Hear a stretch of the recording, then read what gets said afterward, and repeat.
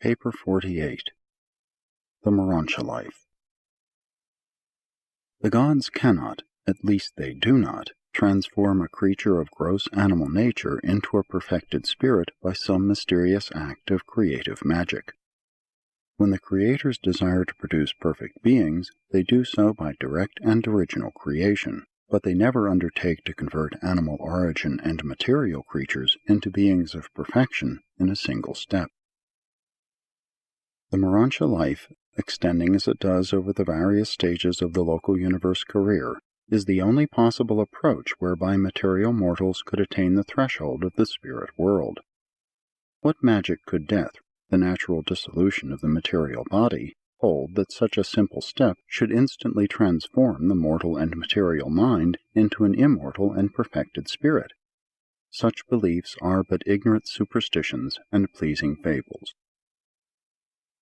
Always this Morontia transition intervenes between the mortal estate and the subsequent spirit status of surviving human beings. This intermediate state of universe progress differs markedly in the various local creations, but in intent and purpose they are all quite similar.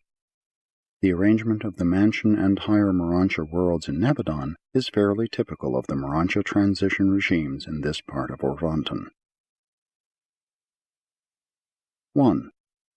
Morontia materials. The Morontia realms are the local universe liaison spheres between the material and spiritual levels of creature existence. This Morontia life has been known on Urantia since the early days of the planetary prince.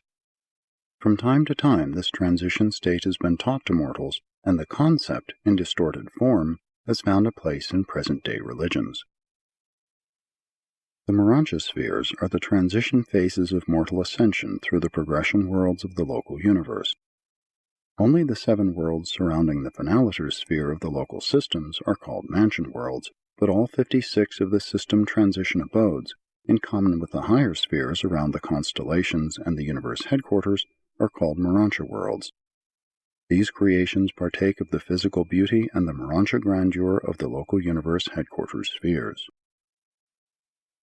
All of these worlds are architectural spheres, and they have just double the number of elements of the evolved planets. Such made-to-order worlds not only abound in the heavy metals and crystals, having 100 physical elements, but likewise have exactly 100 forms of a unique energy organization called Morontia material. The master physical controllers and the Morontia power supervisors are able so to modify the revolutions of the primary units of matter, and at the same time so to transform these associations of energy as to create this new substance. The early Morontia life in the local systems is very much like that of your present material world, becoming less physical and more truly Morontial on the constellation study worlds. And as you advance to the Salvington spheres, you increasingly attain spiritual levels. The Morontia power supervisors are able to effect a union of material and of spiritual energies, thereby organizing a Morontia form of materialization which is receptive to the superimposition of a controlling spirit. When you traverse the Morontia life of Nebadon, these same patient and skillful Morontia power supervisors will successively provide you with 570 Morontia bodies, each one a phase of your progressive transformation. From the time of leaving the material worlds until you are constituted a first-stage spirit on Salvington, you will undergo just 570 separate and descending Morontia changes. 8 of these occur in the system, 71 in the constellation, and 491 during the sojourn on the spheres of Salvington. In the days of the mortal flesh, the divine spirit indwells you almost as a thing apart, in reality an invasion of man by the bestowed spirit of the Universal Father. But in the Morontia life, the spirit will become a real part of your personality, and as you successively pass through the 570 progressive transformations, you ascend from the material to the spiritual estate of creature life. Paul learned of the existence of the Morontia worlds and of the reality of Morontia materials, for he wrote, "They have in heaven a better and more enduring substance." And these Morontia materials are real, literal, even as in the city which has foundations, whose builder and maker is God. And each of these marvelous spheres is a better country, that is, a heavenly one. 2. Morontia Power Supervisors. These unique beings are exclusively concerned with the supervision of those activities which represent a working combination of spiritual and physical or semi-material energies. They are exclusively devoted to the ministry of Morontia progression. Not that they so much minister to mortals during the transition experience, but they rather make possible the transition environment for the progressing Morontia creatures. They are the channels of Morontia power which sustain and energize the Morontia phases of the transition worlds. Morontia Power Supervisors are the offspring of a local universe mother spirit. They are fairly standard in design, though differing slightly in nature in the various local creations. They are created for their specific function and require no training before entering upon their responsibilities. The creation of the first Morontia Power Supervisors is simultaneous with the arrival of the first mortal survivor on the shores of some one of the first mansion worlds in a local universe. They are created in groups of 1,000, classified as follows. 1. Circuit Regulators, 400. 2. System Coordinators, 200. 3. Planetary Custodians, 100. 4. Combined Controllers, 100. 5. Liaison Stabilizers, 100. 6. Selective Assorters, 50. 7. Associate Registrars, 50. The Power Supervisors always serve in their native universe. They are directed exclusively by the joint spirit activity of the Universe Sun and the Universe Spirit, but are otherwise a wholly self-governing group. They maintain headquarters on each of the first mansion worlds of the local systems, where they work in close association with both the physical controllers and the Seraphim, but function in a world of their own as regards energy manifestation and spirit application. They also sometimes work in connection with supermaterial phenomena on the evolutionary worlds as ministers of temporary assignment, but they rarely serve on the inhabited planets. Neither do they work on the higher training worlds of the super-universe, being chiefly devoted to the transition regime of Morontia progression in a local universe. 1. Circuit Regulators. These are the unique beings who coordinate physical and spiritual energy and regulate its flow into the segregated channels of the Morontia spheres, and these circuits are exclusively planetary, limited to a single world. The Morontia circuits are distinct from and supplementary to both physical and spiritual circuits on the transition worlds, and it requires millions of these regulators to energize even a system of mansion worlds like that of Satania. Circuit regulators initiate those changes in material energies which render them subject to the control and regulation of their associates. These beings are Morontia power generators as well as circuit regulators. Much as a dynamo apparently generates electricity out of the atmosphere, so do these living Morontia dynamos seem to transform the everywhere energies of space into those materials which the Morontia supervisors weave into the bodies and life activities of the ascending mortals. 2. System Coordinators. Since each Morontia world has a separate order of Morontia energy, it is exceedingly difficult for humans to visualize these spheres. But on each successive transition sphere, mortals will find the plant life and everything else pertaining to the Morontia existence progressively modified to correspond with the advancing spiritization of the ascending survivor. And since the energy system of each world is thus individualized, these coordinators operate to harmonize and blend such differing power systems into a working unit for the associated spheres of any particular group. Ascending mortals gradually progress from the physical to the spiritual as they advance from one Morontia world to another, hence the necessity for providing an ascending scale of Morontia spheres and an ascending scale of Morontia forms. When mansion world ascenders pass from one sphere to another, they are delivered by the transport Seraphim to the receivers of the system coordinators on the advanced world. Here in those unique temples at the center of the 70 radiating wings, wherein are the chambers of transition, similar to the resurrection halls on the initial world of reception for Earth origin mortals, necessary changes in creature form are skillfully effected by the system coordinators. These early Morontia form changes require about 7 days of standard time for their accomplishment. 3. Planetary Custodians. Each Morontia world, from the mansion worlds up to the universe headquarters, is in the custody, as regards Morontia affairs, of 70 guardians. They constitute the local planetary council of supreme Morontia authority. This council grants material for Morontia forms to all ascending creatures who land on the spheres, and authorizes those changes in creature form which make it possible for an ascender to proceed to the succeeding sphere.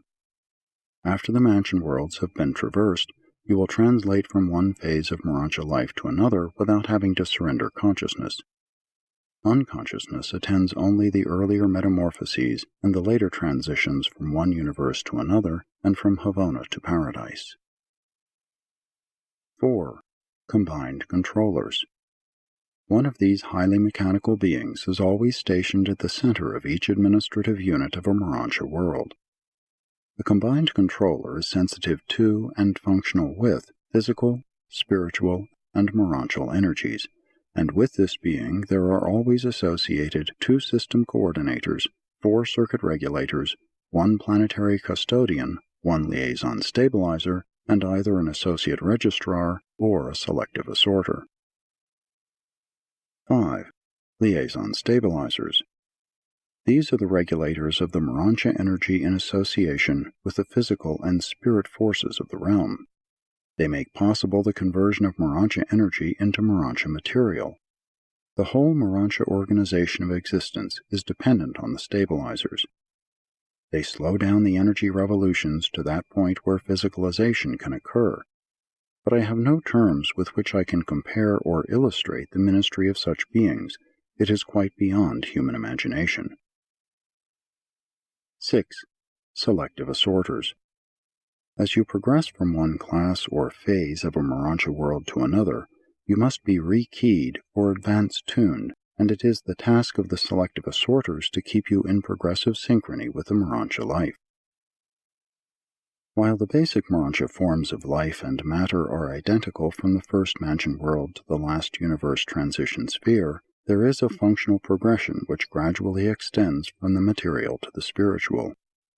Your adaptation to this basically uniform but successively advancing and spiritizing creation is effected by this selective rekeying. Such an adjustment in the mechanism of personality is tantamount to a new creation, notwithstanding that you retain the same Morontia form. You may repeatedly subject yourself to the test of these examiners, and as soon as you register adequate spiritual achievement, they will gladly certify you for advanced standing. These progressive changes result in altered reactions to the Morontia environment, such as modifications in food requirements and numerous other personal practices. The selective assorters are also of great service in the grouping of Morontia personalities for purposes of study, teaching, and other projects. They naturally indicate those who will best function in temporary association. 7. Associate Registrars. The Morontia world has its own recorders, who serve in association with the spirit recorders in the supervision and custody of the records and other data indigenous to the Morontia creations. The Morontia records are available to all orders of personalities. All Morontia transition realms are accessible alike to material and spirit beings. As Morontia progressors, you will remain in full contact with the material world and with material personalities, while you will increasingly discern and fraternize with spirit beings, and by the time of departure from the Morontia regime, you will have seen all orders of spirits with the exception of a few of the higher types, such as solitary messengers. 3. Morontia Companions. These hosts of the mansion and Morontia worlds are the offspring of a local universe mother spirit. They are created from age to age in groups of 100,000, and in Nebadon there are at present over 70 billion of these unique beings. Morontia companions are trained for service by the Melchizedeks on a special planet near Salvington. They do not pass through the central Melchizedek schools. In service, they range from the lowest mansion worlds of the systems to the highest study spheres of Salvington, but they are seldom encountered on the inhabited worlds. They serve under the general supervision of the sons of God and under the immediate direction of the Melchizedeks. The Morontia Companions maintain 10,000 headquarters in a local universe, on each of the first mansion worlds of the local systems. They are almost wholly a self-governing order and are, in general, an intelligent and loyal group of beings, but every now and then, in connection with certain unfortunate celestial upheavals, they have been known to go astray. Thousands of these useful creatures were lost during the times of the Lucifer Rebellion in Satania. Your local system now has its full quota of these beings, the loss of the Lucifer Rebellion having only recently been made up. There are two distinct types of Morontia Companions. One type is aggressive, the other retiring, but otherwise they are equal in status. They are not sex creatures, but they manifest a touchingly beautiful affection for one another. And while they are hardly companionate in the material, human sense, they are very close of kin to the human races in the order of creature existence.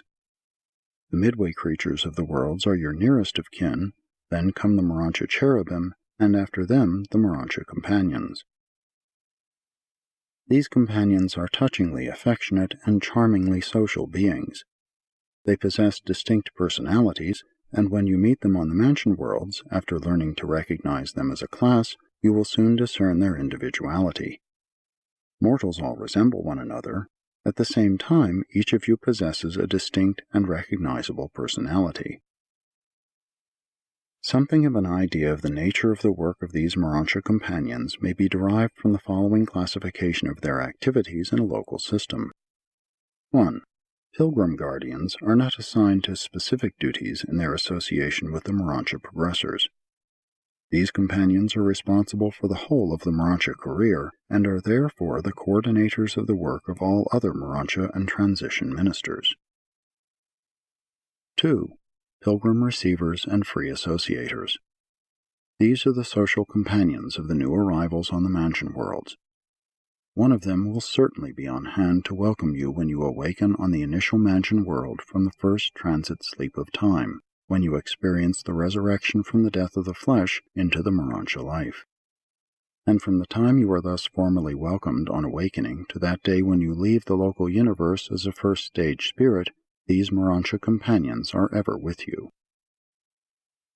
Companions are not assigned permanently to individuals. An ascending mortal on one of the mansion or higher worlds might have a different companion on each of several successive occasions, and again might go for long periods without one. It would all depend on the requirements and also on the supply of companions available. 3. Hosts to Celestial Visitors. These gracious creatures are dedicated to the entertainment of the superhuman groups of student visitors and other celestials who may chance to sojourn on the transition worlds.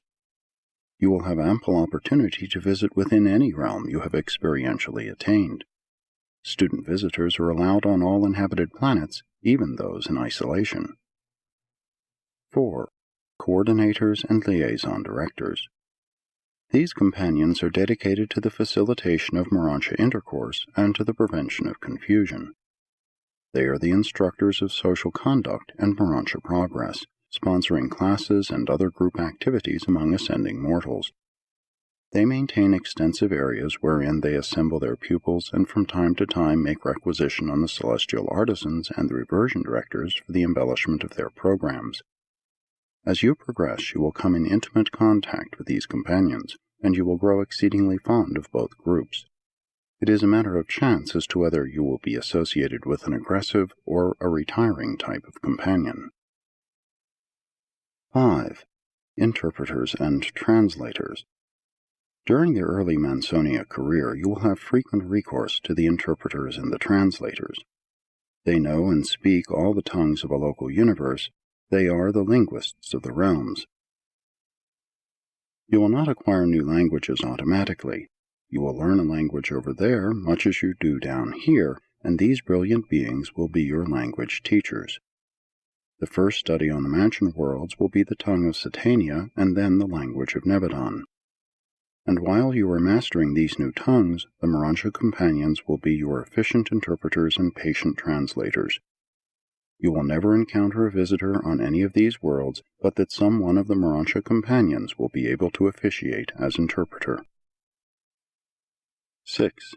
Excursion and Reversion Supervisors. These companions will accompany you on the longer trips to the headquarters sphere and to the surrounding worlds of transition culture. They plan, conduct, and supervise all such individual and group tours about the system worlds of training and culture. 7. Area and Building Custodians.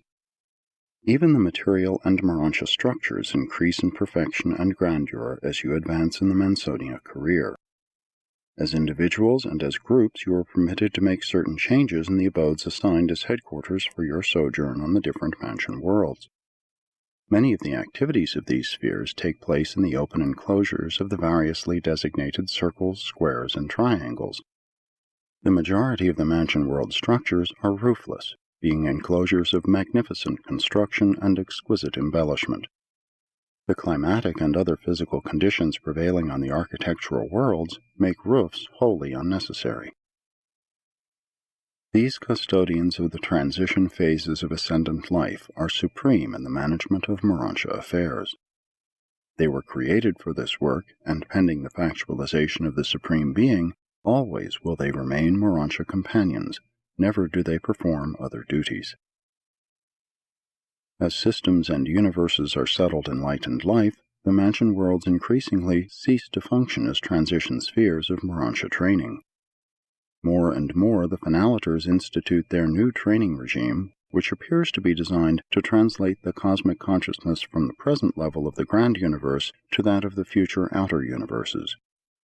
The Morontia companions are destined to function increasingly in association with the Finalitors and in numerous other realms not at present revealed on Urantia.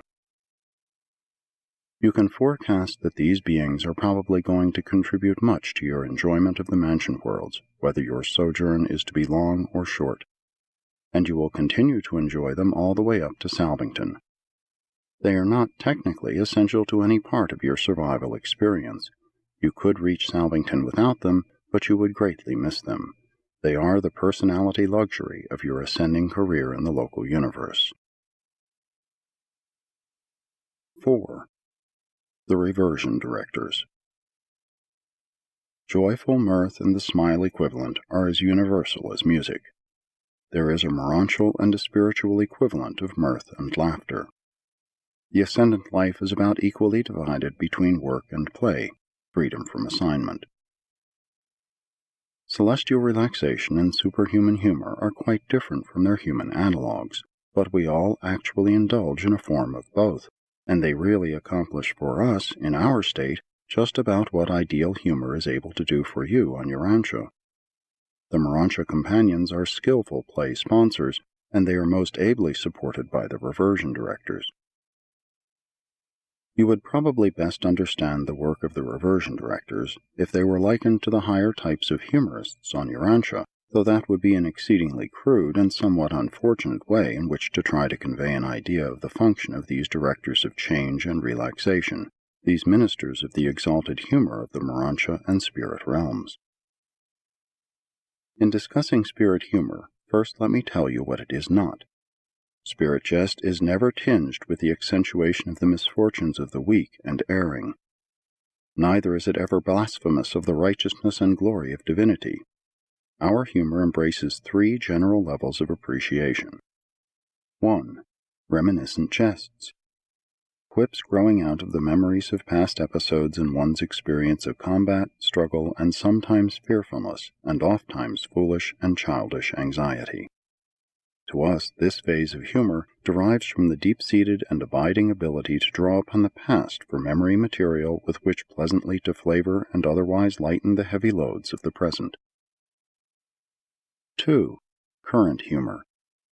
The senselessness of much that so often causes us serious concern, the joy at discovering the unimportance of much of our serious personal anxiety. We are most appreciative of this phase of humor when we are best able to discount the anxieties of the present in favor of the certainties of the future. 3. prophetic joy. It will perhaps be difficult for mortals to envisage this phase of humor, but we do get a peculiar satisfaction out of the assurance that all things work together for good, for spirits and Morontians as well as for mortals. This aspect of celestial humor grows out of our faith in the loving overcare of our superiors and in the divine stability of our supreme directors. But the reversion directors of the realms are not concerned exclusively with depicting the high humor of the various orders of intelligent beings. They are also occupied with the leadership of diversion, spiritual recreation, and Morontia entertainment. And in this connection they have the hearty cooperation of the celestial artisans.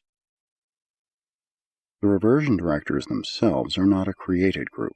They are a recruited corps embracing beings ranging from the Havana natives down through the messenger hosts of space and the ministering spirits of time to the Morontia progressors from the evolutionary worlds.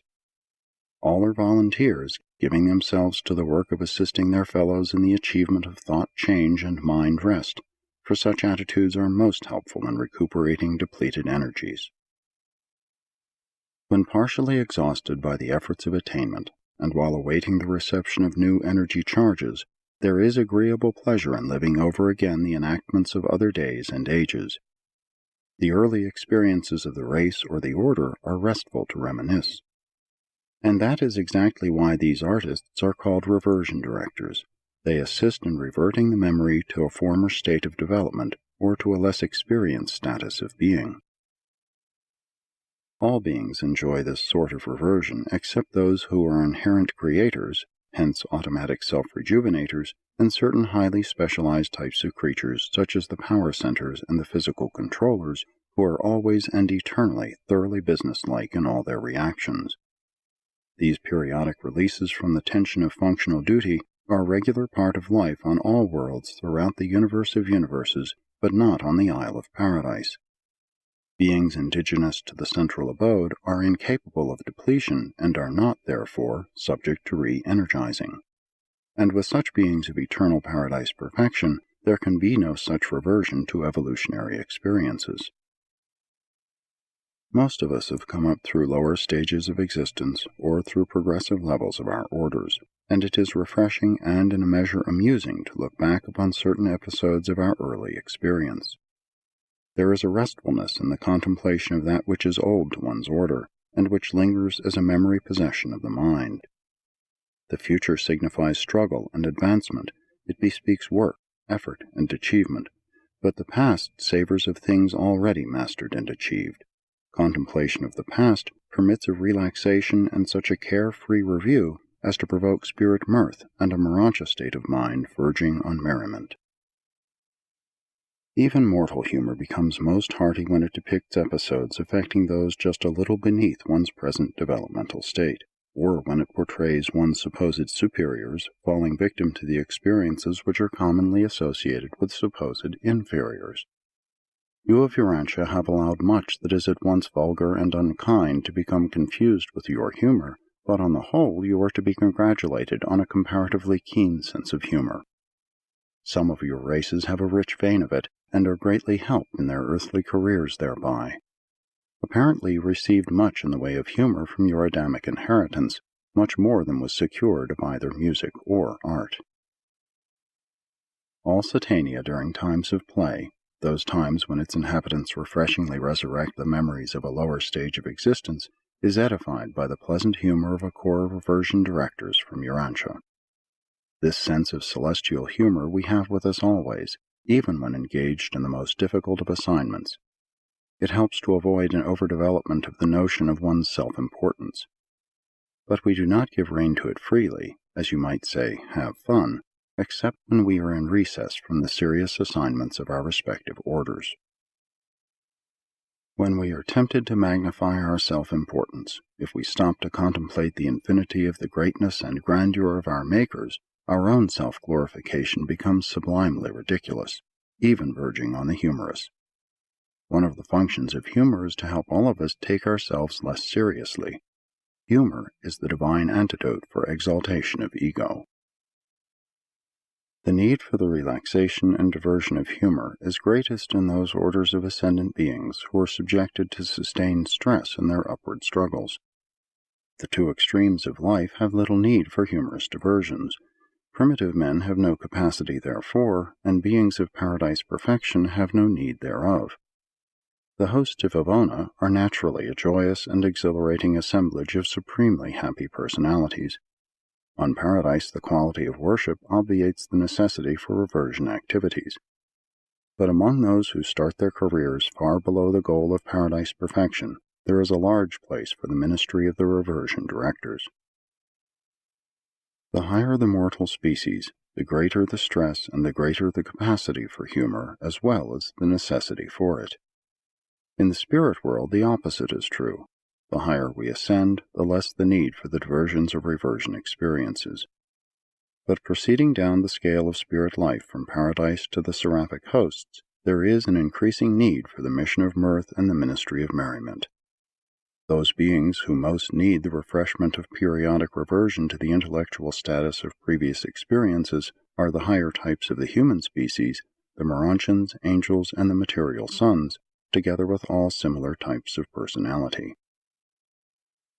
Humor should function as an automatic safety valve to prevent the build-up of excessive pressures due to the monotony of sustained and serious self-contemplation in association with the intense struggle for developmental progress and noble achievement.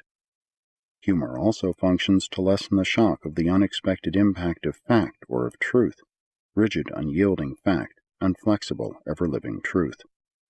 The mortal personality, never sure as to which will be encountered, through humor swiftly grasps, sees the point, and achieves insight, the unexpected nature of the situation, be it fact or be it truth.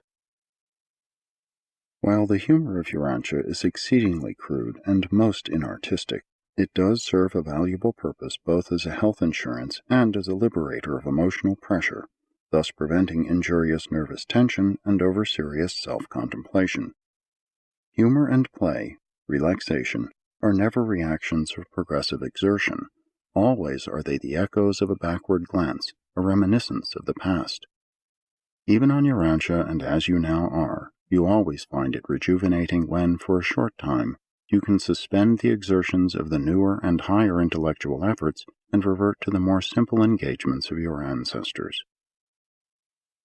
The principles of Urantia play life are philosophically sound and continue to apply on up through your ascending life, through the circuits of Ivona to the eternal shores of paradise.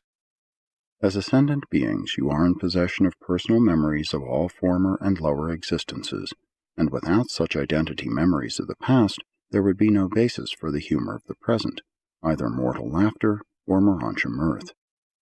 It is this recalling of past experiences that provides the basis for present diversion and amusement. And so you will enjoy the celestial equivalents of your earthly humor all the way up through your long Morontia and then increasingly spiritual careers. And that part of God, the adjuster, which becomes an eternal part of the personality of an ascendant mortal, contributes the overtones of divinity to the joyous expressions, even spiritual laughter, of the ascending creatures of time and space.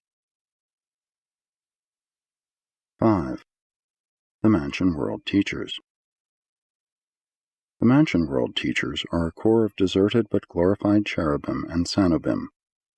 When a pilgrim of time advances from a trial world of space to the mansion and associated worlds of Morontia training, he is accompanied by his personal or group seraphim, the guardian of destiny. In the worlds of mortal existence, the seraphim is ably assisted by cherubim and sanobim, but when her mortal ward is delivered from the bonds of the flesh and starts out on the ascendant career, when the post-material or Morontia life begins, the attending seraphim has no further need of the ministrations of her former lieutenants, the cherubim and sanobim. These deserted assistants of the ministering seraphim are often summoned to universe headquarters, where they pass into the intimate embrace of the universe mother spirit, and then go forth to the system training spheres as mansion world teachers. These teachers often visit the material worlds and function from the lowest mansion worlds on up to the highest of the educational spheres connected with the universe headquarters. Upon their own motion, they may return to their former associative work with the ministering seraphim. There are billions upon billions of these teachers in Satania, and their numbers constantly increase because, in the majority of instances, when a seraphim proceeds inward with an adjuster-fused mortal, both a cherubim and a sanobim are left behind.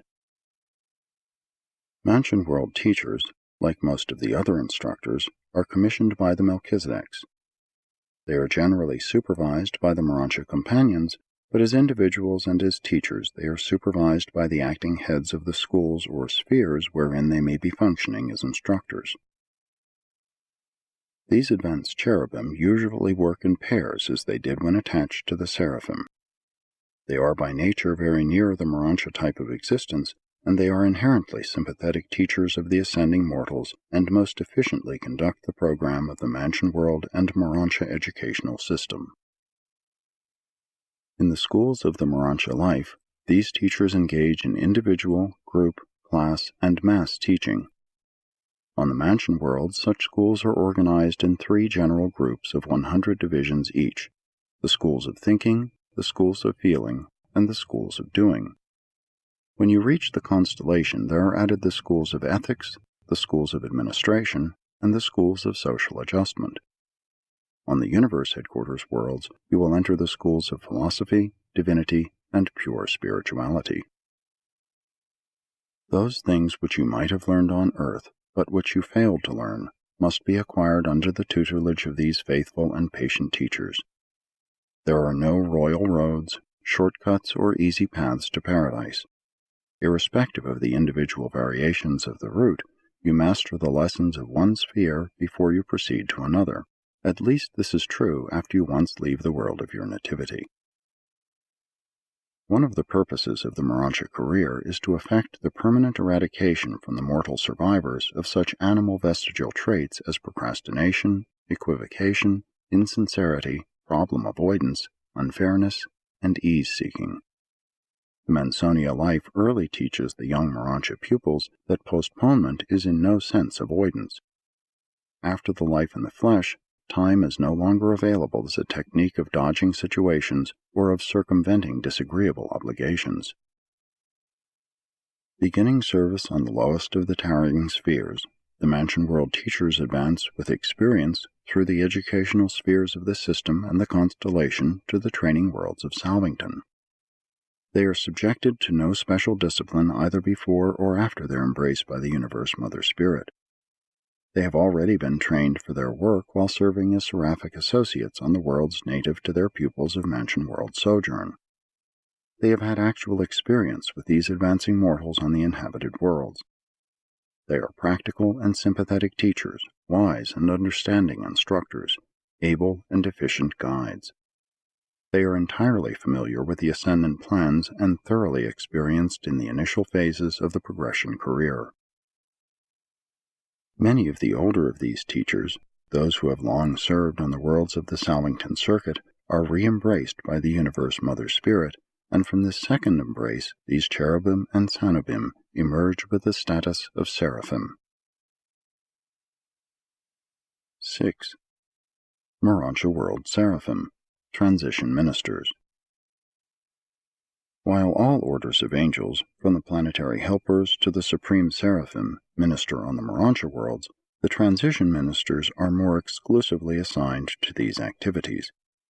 These angels are of the 6th order of seraphic servers, and their ministry is devoted to facilitating the transit of material and mortal creatures from the temporal life in the flesh on into the early stages of Morontia existence on the 7 Mansion worlds.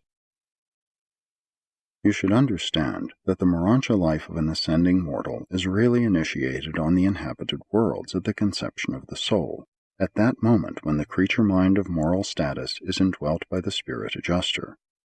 And from that moment on, the mortal soul has potential capacity for supermortal function, even for recognition on the higher levels of the Morontia spheres of the local universe. You will not, however, be conscious of the ministry of the transition seraphim until you attain the Mansion worlds, where they labor untiringly for the advancement of their mortal pupils, being assigned for service in the following 7 divisions. 1. Seraphic Evangels. The moment you conscientize on the Mansion worlds, you are classified as evolving spirits in the records of the system. True, you are not yet spirits in reality, but you are no longer mortal or material beings. You have embarked upon the pre-spirit career and have been duly admitted to the Morontia life.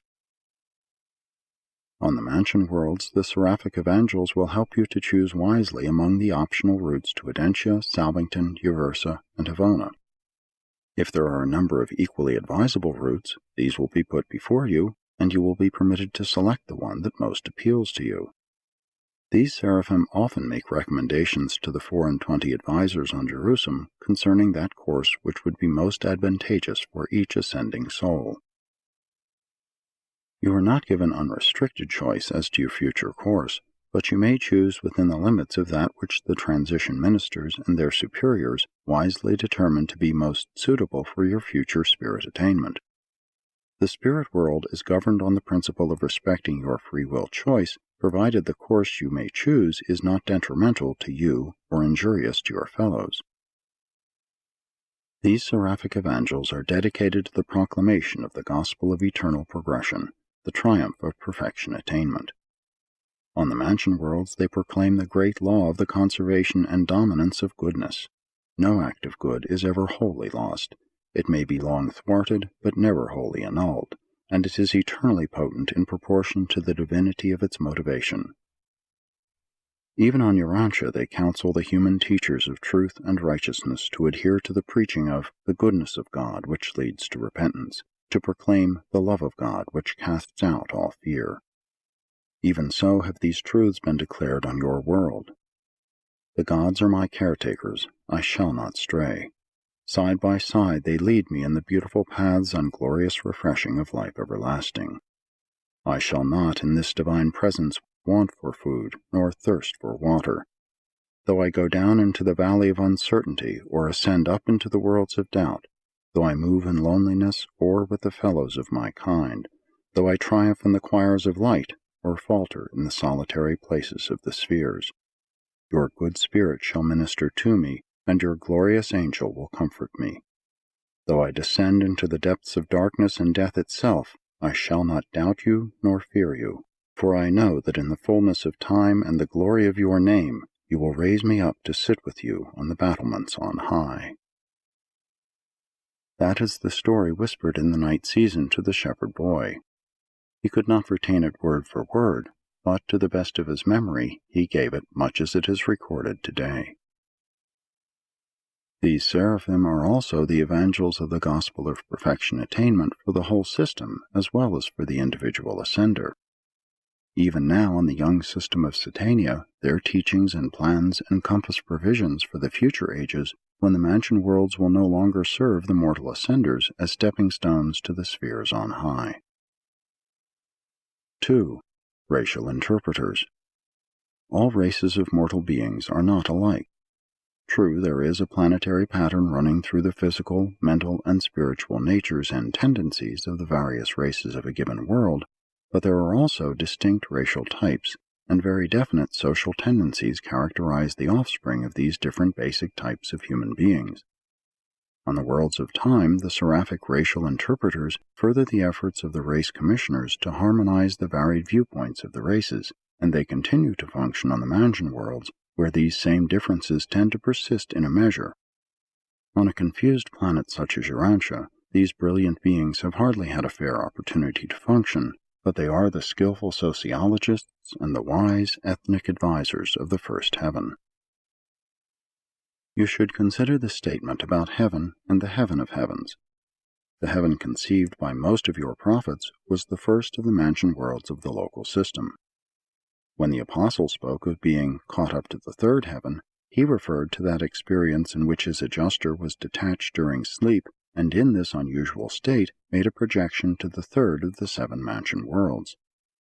Some of your wise men saw the vision of the greater heaven, the heaven of heavens, of which the 7-fold mansion world experience was but the first, the second being Jerusalem, the third Urantia and its satellites, the 4th Salvington and the surrounding educational spheres, the 5th Uversa, the 6th Havona, and the 7th Paradise. 3. Mind planners. These seraphim are devoted to the effective grouping of Morontia beings and to organizing their teamwork on the mansion worlds. They are the psychologists of the first heaven.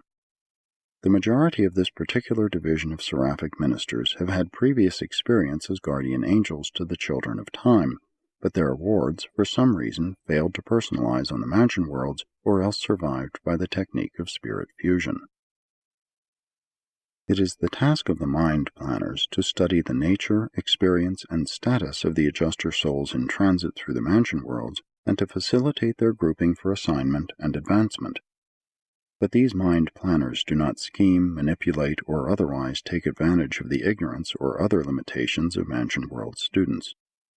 They are wholly fair and eminently just. They respect your newborn Morontia will. They regard you as independent volitional beings, and they seek to encourage your speedy development and advancement. Here you are face to face with true friends and understanding counselors, angels who are really able to help you to see yourself as others see you, and to know yourself as angels know you. Even on Urantia, these seraphim teach the everlasting truth. If your own mind does not serve you well, you can exchange it for the mind of Jesus of Nazareth, who always serves you well. 4. Morontia Counselors.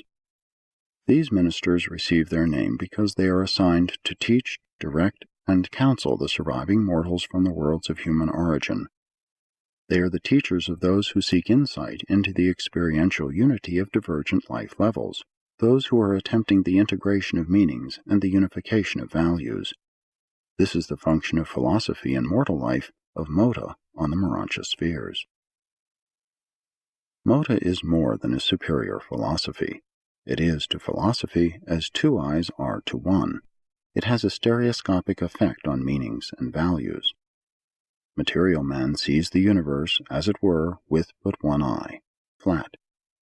Mansion world students achieve cosmic perspective, depth, by superimposing the perceptions of the Morontia life upon the perceptions of the physical life. And they are enabled to bring these material and Morontial viewpoints into true focus largely through the untiring ministry of their seraphic counselors, who so patiently teach the mansion world students and the Morontia progressors. Many of the teaching counselors of the Supreme Order of Seraphim began their careers as advisors of the newly liberated souls of the mortals of time. 5. Technicians. These are the seraphim who help new ascenders adjust themselves to the new and comparatively strange environment of the Morontia spheres. Life on the transition worlds entails real contact with the energies and materials of both the physical and Morontia levels, and to a certain extent with spiritual realities. Ascenders must acclimatize to every new Morontia level, and in all of this they are greatly helped by the seraphic technicians. These seraphim act as liaisons with the Morontia power supervisors and with the master physical controllers, and function extensively as instructors of the ascending pilgrims concerning the nature of those energies which are utilized on the transition spheres. They serve as emergency space traversers and perform numerous other regular and special duties. 6. Recorder Teachers. These seraphim are the recorders of the borderland transactions of the spiritual and the physical, of the relationships of men and angels, of the Morontia transactions of the lower universe realms. They also serve as instructors regarding the efficient and effective techniques of fact recording.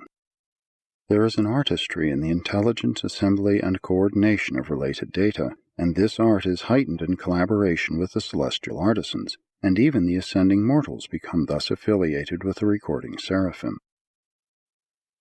The recorders of all the seraphic orders devote a certain amount of time to the education and training of the Morontia progressors. These angelic custodians of the facts of time are the ideal instructors of all fact-seekers. Before leaving Jerusalem, you will become quite familiar with the history of Satania and its 619 inhabited worlds, and much of this story will be imparted by the seraphic recorders. These angels are all in the chain of recorders extending from the lowest to the highest custodians of the facts of time and the truths of eternity. Some day they will teach you to seek truth as well as fact, to expand your soul as well as your mind. Even now you should learn to water the garden of your heart as well as to seek for the dry sands of knowledge. Forms are valueless when lessons are learned. No chick may be had without the shell, and no shell is of any worth after the chick is hatched. But sometimes error is so great that its rectification by revelation would be fatal to those slowly emerging truths which are essential to its experiential overthrow. When children have their ideals, do not dislodge them, let them grow. And while you are learning to think as men, you should also be learning to pray as children. Law is life itself and not the rules of its conduct. Evil is a transgression of law, not a violation of the rules of conduct pertaining to life, which is the law. Falsehood is not a matter of narration technique, but something premeditated as a perversion of truth. The creation of new pictures out of old facts, the restatement of parental life in the lives of offspring, these are the artistic triumphs of truth. The shadow of a hair's turning, premeditated for an untrue purpose, the slightest twisting or perversion of that which is principal, these constitute falseness. But the fetish of factualized truth, fossilized truth, the iron band of so-called unchanging truth, holds one blindly in a closed circle of cold fact. One can be technically right as to fact and everlastingly wrong in the truth. 7. Ministering Reserves. A large corps of all orders of the transition seraphim is held on the first mansion world. Next to the destiny guardians, these transition ministers draw the nearest to humans of all orders of seraphim, and many of your leisure moments will be spent with them. Angels take delight in service, and, when unassigned, often minister as volunteers. The soul of many an ascending mortal has for the first time been kindled by the divine fire of the will to service through personal friendship with the volunteer servers of the seraphic reserves.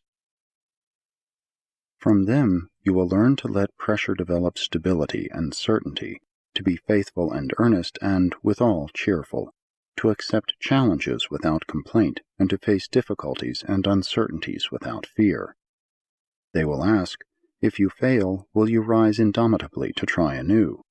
If you succeed, will you maintain a well-balanced poise, a stabilized and spiritualized attitude, throughout every effort in the long struggle to break the fetters of material inertia to attain the freedom of spirit existence? Even as mortals, so have these angels been father to many disappointments, and they will point out that sometimes your most disappointing disappointments have become your greatest blessings. Sometimes the planting of a seed necessitates its death, the death of your fondest hopes, before it can be reborn to bear the fruits of new life and new opportunity. And from them you will learn to suffer less through sorrow and disappointment, first by making fewer personal plans concerning other personalities, and then by accepting your lot when you have faithfully performed your duty. You will learn that you increase your burdens and decrease the likelihood of success by taking yourself too seriously. Nothing can take precedence over the work of your status sphere, this world or the next. Very important is the work of preparation for the next higher sphere, but nothing equals the importance of the work of the world in which you are actually living. But though the work is important, the self is not. When you feel important, you lose energy to the wear and tear of ego dignity, so that there is little energy left to do the work. Self-importance, not work importance, exhausts immature creatures. It is the self-element that exhausts, not the effort to achieve. You can do important work if you do not become self-important. You can do several things as easily as one if you leave yourself out. Variety is restful. Monotony is what wears and exhausts. Day after day is alike, just life or the alternative of death. 7. Morontia MOTA.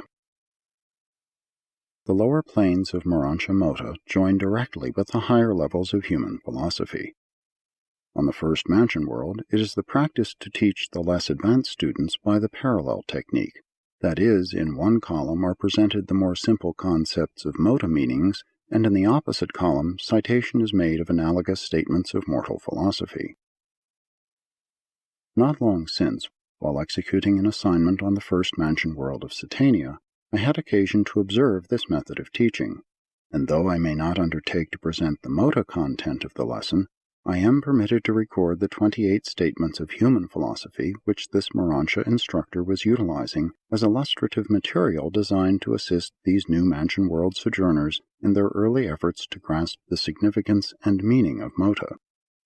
These illustrations of human philosophy were: 1. A display of specialized skill does not signify possession of spiritual capacity. Cleverness is not a substitute for true character. 2. Few persons live up to the faith which they really have. Unreasoned fear is a master intellectual fraud practiced upon the evolving mortal soul. 3. Inherent capacities cannot be exceeded. A pint can never hold a quart. The spirit concept cannot be mechanically forced into the material memory mold. 4. Few mortals ever dare to draw anything like the sum of personality credits established by the combined ministries of nature and grace. The majority of impoverished souls are truly rich, but they refuse to believe it. 5. Difficulties may challenge mediocrity and defeat the fearful, but they only stimulate the true children of the Most Highs. 6. To enjoy privilege without abuse, to have liberty without license, to possess power and steadfastly refuse to use it for self-aggrandizement, these are the marks of high civilization. 7. Blind and unforeseen accidents do not occur in the cosmos. Neither do the celestial beings assist the lower being who refuses to act upon his light of truth. 8.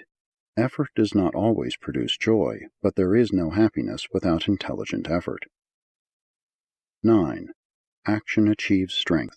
Moderation eventuates in charm. 10. Righteousness strikes the harmony chords of truth, and the melody vibrates throughout the cosmos, even to the recognition of the infinite. 11. The weak indulge in resolutions, but the strong act. Life is but a day's work.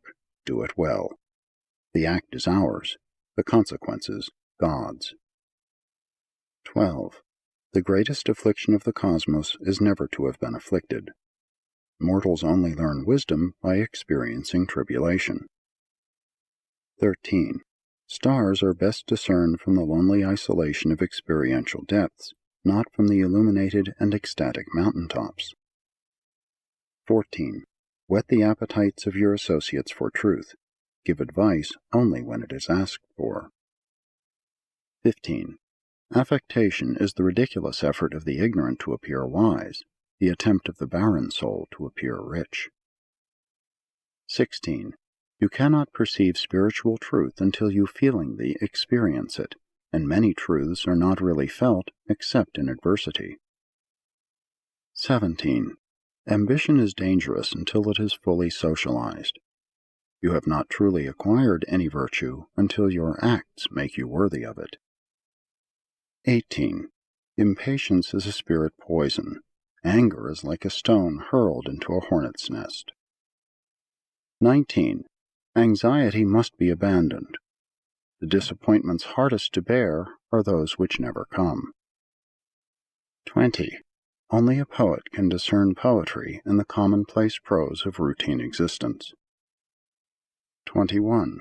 The high mission of any art is, by its illusions, to foreshadow a higher universe reality, to crystallize the emotions of time into the thought of eternity. 22. The evolving soul is not made divine by what it does, but by what it strives to do. 23. Death added nothing to the intellectual possession or to the spiritual endowment, but it did add to the experiential status the consciousness of survival. 24. The destiny of eternity is determined moment by moment by the achievements of the day-by-day living. The acts of today are the destiny of tomorrow. 25. Greatness lies not so much in possessing strength as in making a wise and divine use of such strength. 26. Knowledge is possessed only by sharing. It is safeguarded by wisdom and socialized by love. 27. Progress demands development of individuality. Mediocrity seeks perpetuation and standardization. 28. The argumentative defense of any proposition is inversely proportional to the truth contained. Such is the work of the beginners on the first mansion world, while the more advanced pupils on the later worlds are mastering the higher levels of cosmic insight and MORONTIA MOTA. 8. The MORONTIA Progressors.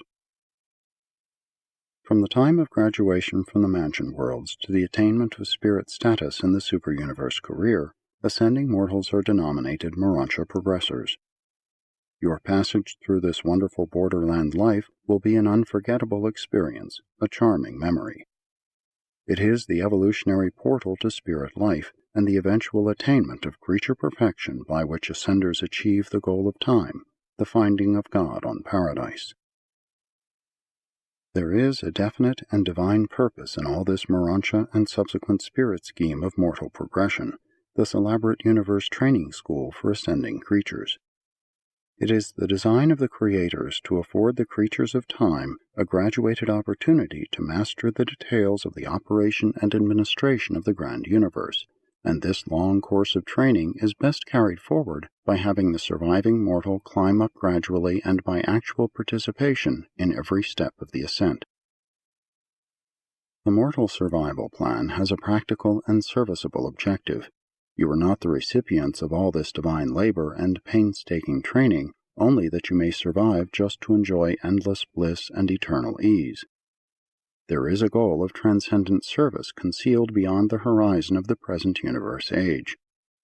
If the gods designed merely to take you on one long and eternal joy excursion, they certainly would not so largely turn the whole universe into one vast and intricate practical training school, requisition a substantial part of the celestial creation as teachers and instructors, and then spend ages upon ages piloting you, one by one, through this gigantic universe school of experiential training.